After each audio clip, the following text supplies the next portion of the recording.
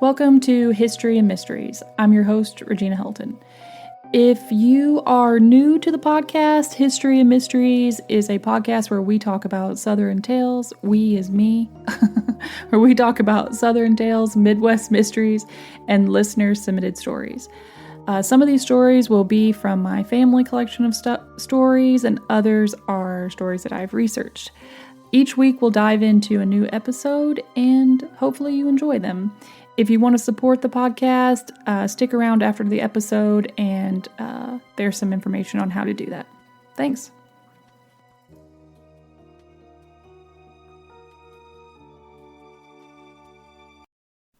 Welcome to History and Mysteries. I'm back and on time with an episode, like I promised. Look at me. Today's episode is a good one. I know I say it every time. I'm like, this is my favorite story, but it's true. Some of these stories are just so good that it's hard to like put them in order of which ones I think are best or, but some of them just stand out in my mind and I'm like, oh, that's my favorite one. And then I feel that way again today. I'm like, oh, that's my favorite story. But let's be honest, maybe they're all my favorite. I don't know, but this is up there. This one is way up on the list of stories in the catalog of scary stories that I just absolutely freaking love. And I am so excited to tell it today. So when I pictured telling this story, I pictured it being a little bit more creepy outside. I tend to love to record the podcast episodes on days where it's like particularly creepy looking outside, like if it's raining or a little thundery. Probably not the best for background noise, but I'm like, oh, I want to tell a podcast episode today. And that's kind of where I'm at today. It's a little bit dark and gloomy out today, and it just felt like a good day to record. But I do wish I was telling this story on a day when Mother Nature was telling us what's up with a good thunderstorm. But anyway, can't always get what you want. And I'm going to have to tell this one on just a regular old dreary day. So before I dive into this story,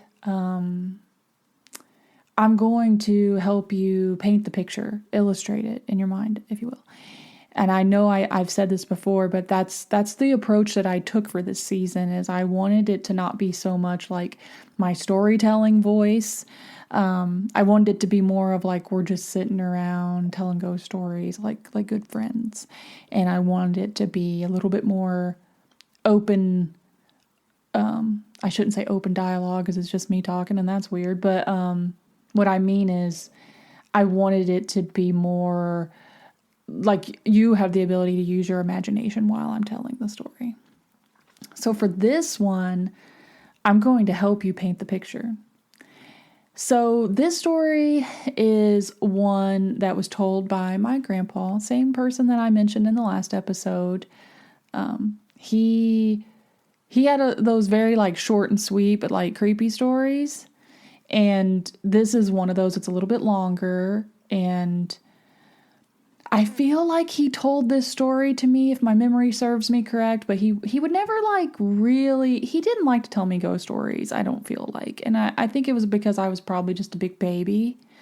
And when I was a kid, I was just like a very emotional, imaginative little kid. So he was probably like, if I tell, my family calls me Regina Lee. If I tell Regina Lee too many stories, she'll never sleep alone again. And I imagine that's what my grandpa felt. But he would tell them to me in like a highlight reel. But he also told this story to my brother, so we've been able to like talk it over and put the full story together. But I did get enough of the story out of my grandpa that I can tell it to you. And anyway, this is one of those stories that happened on repeat. Like, I'm trying to think of the right word and my words are failing me, but it's like a story that happened on more than one occasion. This is one of those kinds of ghost stories One that happened more than once, where the person experiencing the story had the experience on more than one occasion. And to me, those stand out as like extra particularly creepy, because I'm like, this happened to you more than once, and like you still went to the place that it's happening, or like you're still sitting here sane telling the story. Oh, excuse me, I yawned a little. But yeah, this was one of those. So let's paint the picture, shall we? This story always seemed to occur, or it didn't always seem to occur. It always occurred on a dark, rainy night. So my grandpa said that this experience always happened. It had to be at night, and it had to be raining. Not maybe necessarily storming, but it had to be a dark, rainy night. Same stretch of road. And it was a mountain road. And I'm going to tie two stories together for you today, so you guys just buckle up. Lately, because I've been telling the stories out loud on the podcast, I have noticed that there's similarities. There's like, I want you to picture me right now with like a detective board in front of me, and I'm like using pieces of string to like link the crime scenes together. Because it's kind of like that. I've noticed similarities and trends and connecting events in some of these stories, and it just gives me goosebumps. But anyway, back to the story. So a dark, rainy night, one stretch of mountain road. And my grandpa said that there would be nights where you would be driving on this one stretch of mountain road, and it had to be in the rain, and you would go around a curve. And there would always be a man standing on the side of the road in a long black jacket with a black hat. And his hat would sort of be pulled down over his face. You'd never see his face. And he would just be standing there. And it always happened in the rain at night. And I guess it happened so many times that it got to where when they would approach this part of the road, my grandpa would tell my grandma to hide her eyes, because so she wouldn't be afraid. And you might be sitting here thinking, was this like someone on the side of the road who just needed some help, or like, you know, an innocent maybe person broke down on the side road or something like that? But my grandma and grandpa were smart people. I'm sure they would have known if somebody had just needed help. I imagine this must have looked scary enough and must have happened on enough occasions that they developed a plan, tell my grandma to hide her eyes when they would go around the corner. And I guess the story goes that a lot of people saw this entity, if you will, on the side of the road. And it just became known as a place where if it was raining, this guy would be standing there and just don't look at him. Not that he had a face or anything, but just pay him no attention and drive on by. And that just gives me goosebumps. But anyway, so my grandpa said that it would just always be when it was raining, and it happened on more than one occasion. And like I said, my grandma would just hide her eyes when they went by. And this is where I'm going to illustrate this story a little bit more. I want you to picture, like an old-timey car. My grandpa always drove one of those, like, big, I guess everybody in this time, like early 90s, late 80s had, like, a big car, but those, like, big, long cars, and I don't know if it's, like, a Buick or something, I don't know. And just going around this big curve at night, and the mountains probably on your left. I don't know. I'm not really good at left or right, so don't think I'm an idiot. But I don't know which direction they were going. But I know when you're going around these mountain roads, usually you could stick your hand out the window and like, boom, the mountain is like right there. So I imagine he's on the side of the road where the mountain is behind him. And there's no really space between you, this entity, the car. He's that close as you're driving by. He's not off in the distance. He's within arm's reach if your window is down. And the rain is just pouring down. It's night. It's hard to see. the headlights are shining in front of you, and then you're coming around that curve, and there he is in front of you. And the headlights probably lit him up. And my poor grandma being so scared that she would hide her eyes. So this is where I'm going to connect a couple stories. Or not a couple, just one. Actually, 2 stories for you. As I tell these stories, you're probably going to start noticing connector pieces like I did. And I'll get into this more and probably, because I could go on in a whole episode about it. But I'm noticing these connectors. And what's really, and I imagine that's present and probably in, I'm not an expert, I don't think, in folklore or anything, but I would imagine like that's present in folklore, urban legends, etc., etc. But I think it's really interesting that I'm seeing connections on a family level in these stories of people who were born years and years apart, lived completely different lives. Some of us, didn't cross paths very much, the way these stories were passed down, and we're sharing similarities and experiences. So for this one, I have 2 stories I'm going to tie it into today, and I have like goosebumps all over my body while I tell you this. But the one that I'm going to start with is the story that the very first episode. I got so excited I jumbled my words there. Sorry. The very first episode that I did on the podcast was about my grandma hearing the invisible invisible horses behind her.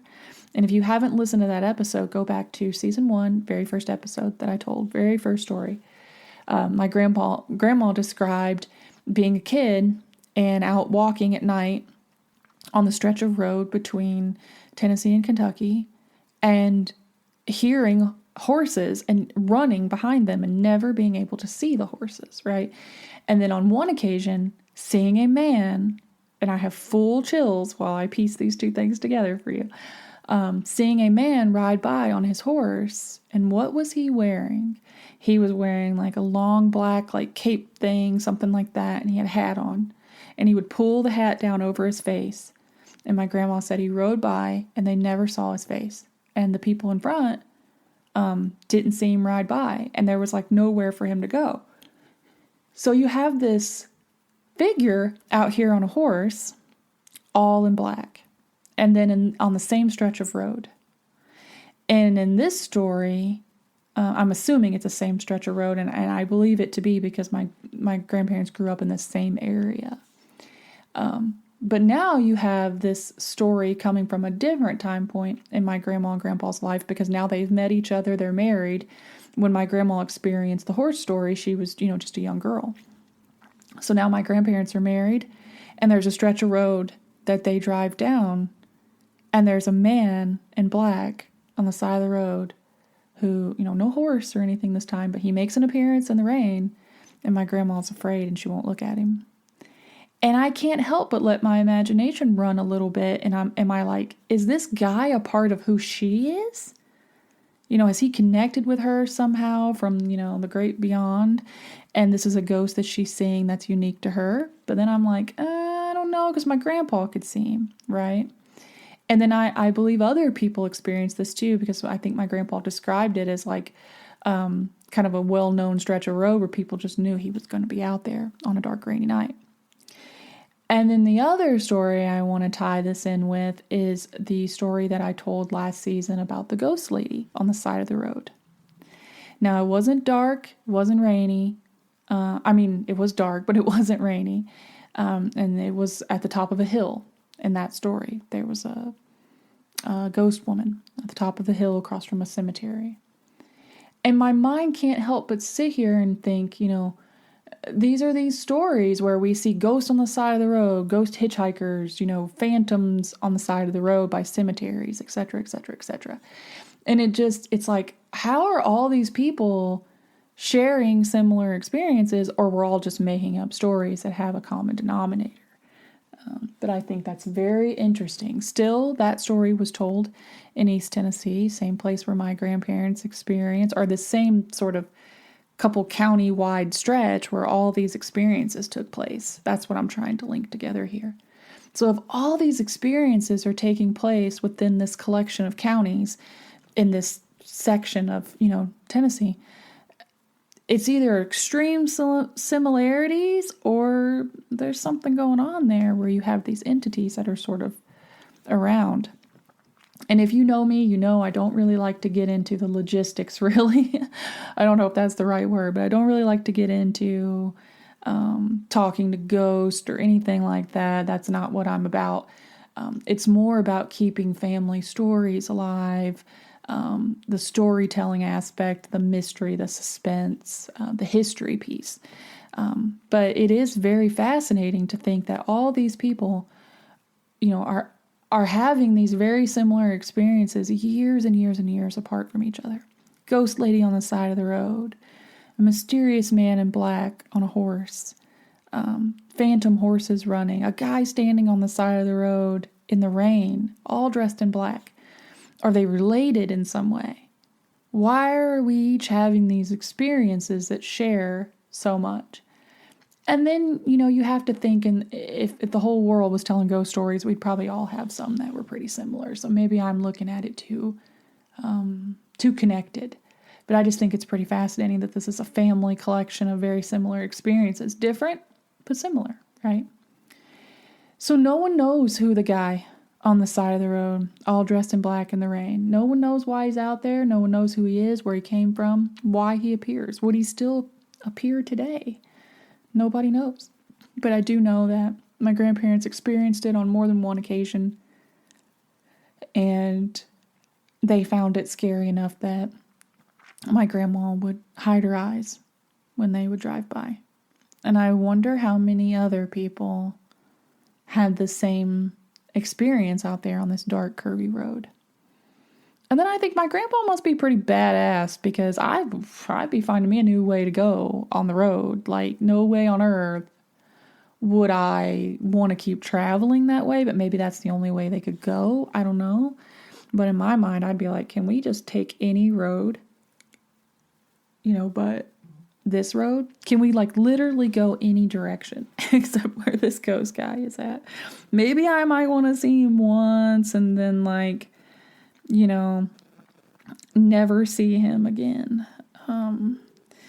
But yeah, they saw him more than once. My grandma, she's the kind of a timid lady. She's out there hiding her eyes. I don't blame her. And this guy kind of became a legend. Now, the history nerd inside me wants to know, who is this guy? Where did he come from? Who is he? What is it? Was he in a car wreck? Was he a lost soul wandering around? What was the correlation to nighttime? Was there an accident or something? What is keeping him sort of locked, if you will, to this area? What is it? And I don't know. I guess I'll never know, because, I'm not going to probably see him. I don't want to see him if he's listening right now. Yeah, I don't want to see you, Mr. Ghost Person. But, what is he? Who is he? Where did he come from? I don't know.